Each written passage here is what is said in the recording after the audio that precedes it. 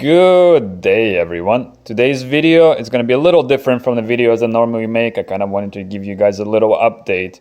As you might have heard on the news, or you might be in Texas, we experiencing rolling blackouts, meaning they shut the power off for about 30 minutes every hour and then they turn it back on for another 30 minutes. I'm fortunate that it is like that for me. Some homes are completely without power for a couple days now. So I'm still on the rolling schedule. Like every 30 minutes they shut me off and then turn me back on.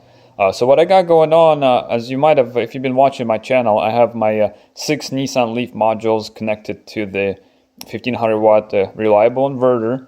And also I've built the charger for this little setup here. It consists of a PC power supply, 12 volt power supply. Then it has a step up converter that boosts it to about 25 volts to charge Nissan Leaf cells.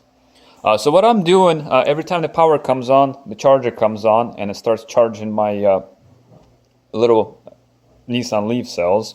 And from there I'm powering my TV. And what I'm powering is my gateway. So it's a Wi-Fi modem combo from AT&T.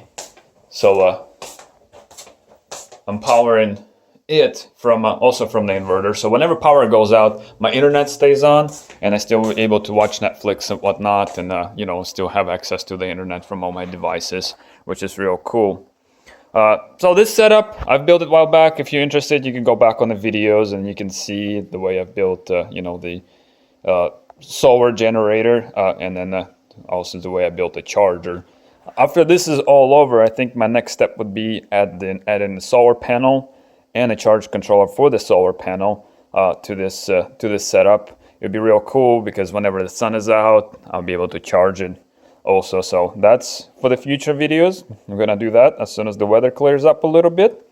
And also another little thing I got over here is you might have seen a video of me making this battery pack. It's a 12 volt pack, and I also have that 12 volt DC light kind of hooked up right to here. So whenever I need a power, I just plug this in right here.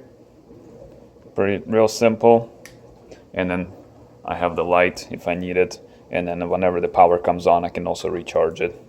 So I'm gonna get that disconnected. So yeah, I just wanted to give you guys a little update. I'm real fortunate here that we still have a power come on. My heater still works whenever the power comes on, and then all the little stuff.